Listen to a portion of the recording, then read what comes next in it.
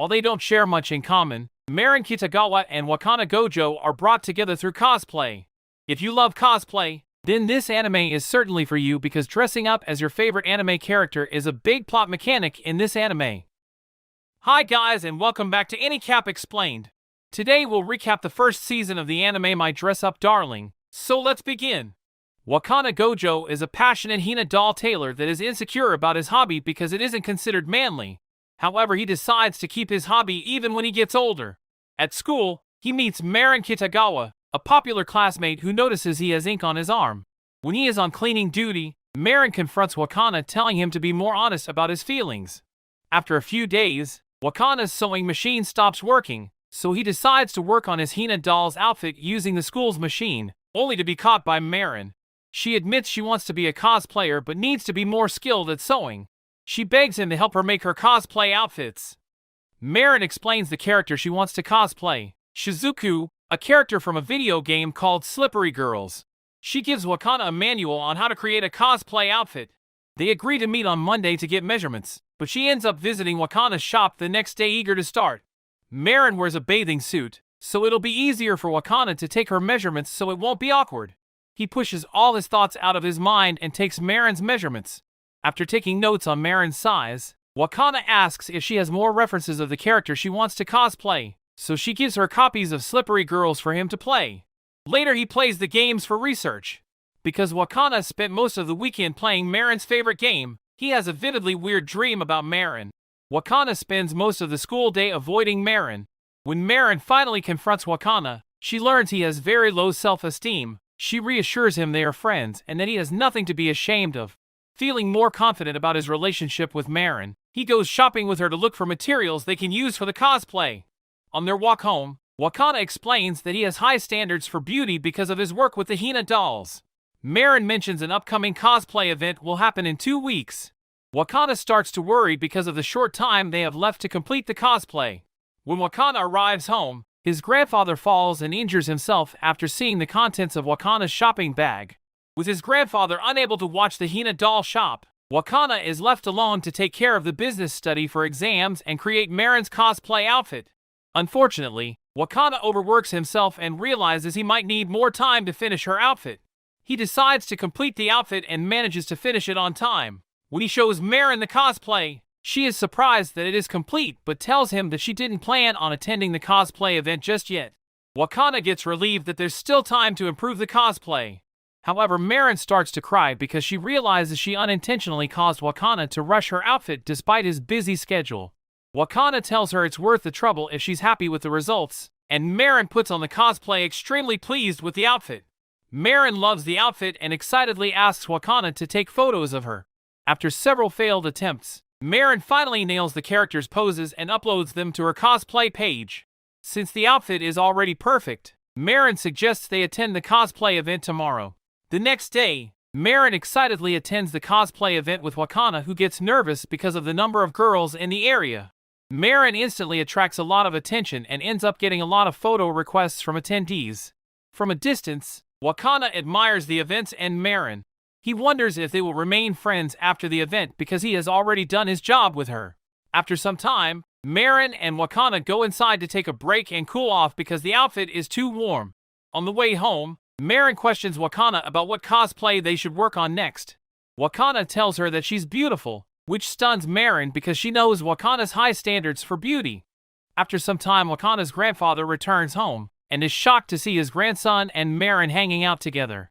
Wakana and his grandfather look closely at the cosplay to know if they can improve it, while Marin realizes she is developing feelings for Wakana. Marin stays for dinner, and they discover her lousy diet. Feeling sorry for her, Wakana and his grandfather offer to cook dinner for her from now on. The next day, a young girl named Sejuna Inui gets invited to the Hina shop during a downpour. When Wakana meets her, he learns that she is a famous cosplayer that goes by the name of Juju. She demands that Wakana make her next cosplay of Cheyenne Nikaido, a character from Flower Princess Blaze. Wakana tells Marin about Juju being in his house, and she excitedly visits to meet Juju in person. After Juju chats more with Marin, she decides that Marin is a good person and cosplayer. Interesting story up to this point? Great, but before I move further, please subscribe to the channel and give us a like. Done? Well then let's continue. Juju decides to allow Marin and Wakana to join her in her next cosplay shoot on the condition that they share the expenses for the studio they'll be renting. In the evening, Wakana's grandfather praises Wakana and tells him to keep practicing his tailoring and makeup with Marin to improve his Hina doll skills. When Wakana visits Marin the next day, she invites him to her apartment to watch Flower Princess Blaze together. As they watch the anime together, Marin realizes she is having a home date with Wakana.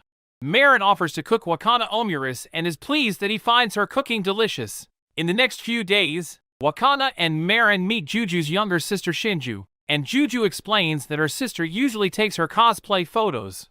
Shinju shows the group the camera she uses to take her sister's photos. On the weekend, the group visits an abandoned hospital as a possible location for a shoot.